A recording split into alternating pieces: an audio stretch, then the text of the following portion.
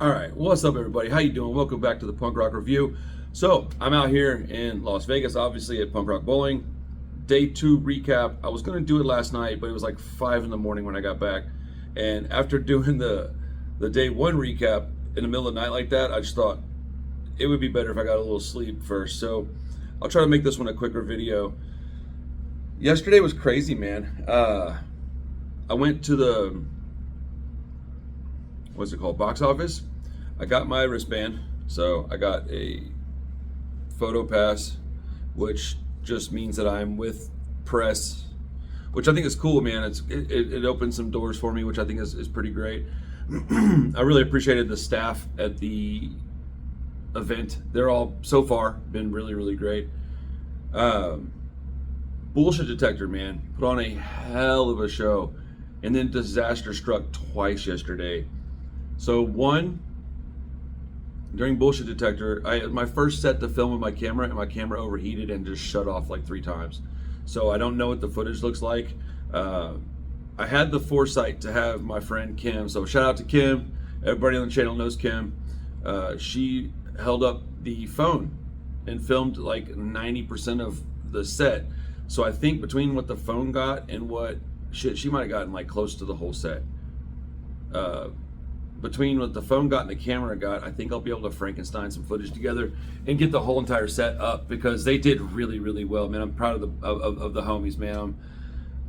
It was dude, it was so hot out there. It was so hot. My feet were like, I've never felt that before. Like my feet were so hot that I was like dancing back and forth on my feet trying to keep them off the ground, and I, just wearing like little Vans tennis shoes. Like I don't know, man. It was really like shockingly hot. So Bullshit Detector does that. They play. It's good. I go to the merch tables. I get a few things for my wife and I, and then I'm just kind of dicking around. I got some time, and then I find out that the press pass does include some re-entry to the fest. So I was able to come up and drop off some things and re-evaluate my system for the filming of these sets. And so I'll be doing anything that's in the sunlight with my phone, anything that's in the shade or the nighttime with my camera. I don't want to damage my camera. I'm not willing to do that for a band. Not right now. Not until I have enough money to replace it, which could be a while. Very hot. My lips are super chapped. I feel like my face looks funny in this video, but my face feels funny. Like there's like, I'm used to this grime in Houston or something. I don't know. My skin feels different out here. Whatever. Anyways, Bullshit Detector was awesome. I caught some of Lambrini Girls. I'll be honest, I don't get it. That's the new thing. I don't get it. Yeah. The message, I agree with it. Their live show, very entertaining. But the music, just not really feeling it, man. I'd love to talk to those people. I really would. That would be cool, because I'd like to get to know them. If I got to know them, I'd probably like their music a lot more. It's the people from Civic, man, they never email me back. And so like at like 1:15, I was hanging around thinking like, okay, I didn't want to email them and bug them because they're busy, And so I just went about my business. I was supposed to talk with them at about 1:45. And then, let's see, at 2 o'clock, their dude starts texting me about, hey, are we still doing this? And I'm like, bro, I never heard back from anybody, man. Like, and so I tried to meet up with them multiple times. It just didn't work out. So my point isn't that I'm mad with them at all. I feel bad. I'm embarrassed. I hope I'm able to reach out and get them on the show over the camera at some point, because, well, I wanted to talk to them, and I liked their new album, and I wanted to talk with them and hear, what they had to say about it. Let's see, then, what did I do yesterday after that? I filmed Bullshit Detector. Anyways, okay, so at, I don't know, man, like 5 something, Youth Brigade was fixing to play. By this time, I'm like really tired. I didn't sleep much the night before. I didn't have a lot of, I drank more water in the past few days than I probably have in the past 6 months. But I didn't have much food in me, and so I'm tired. It's hot. It's hot. And it's weird, dry hot. So I'm not even really sweating much. I'm just baking in the sun, right? And so I meet up with Kevin and we go to the Monster tent and we get like I don't really drink the Monster energy drinks much, but they had this like iced tea lemonade one that was like a Arnold Palmer. And I was like, you know what? They were giving them to us that were in the tent. And I was like, I'll take one of those. I chugged down like 80% of it because I was really thirsty and I needed something in my stomach because I was also very hungry. And I started not feeling well. And I was like, well, I'll go film Youth Brigade and then Cogni Rejects, and then I'll go take a 30-40 minute nap. Then I'll come back and film The Bouncing Souls, and then I'll go film Cockspar. About 15 minutes into Youth Brigade, and they were so good, man. My mouth went dry, my lips started getting really, really weird and tingly. I got like nausea and started getting like, not tunnel vision, but almost, right? Dude, I stumbled back to the hotel room. Took me like a 30-minute nap. I woke up and I'm so glad that I did that. Yesterday could have been a big disaster. I might have been close to like a heat stroke or something. And the bullshit detector set was tough, but it kind of comes with the territory, man. You do this stuff and you know that it's going to be hard. You know that it's going to be tough, but like, man, dude, I was up till 5:30 in the morning and I woke up at 10. Like, I love this shit. I'm exhausted, but I'm ready to go film some more, dude. Today I got Co-Defendants.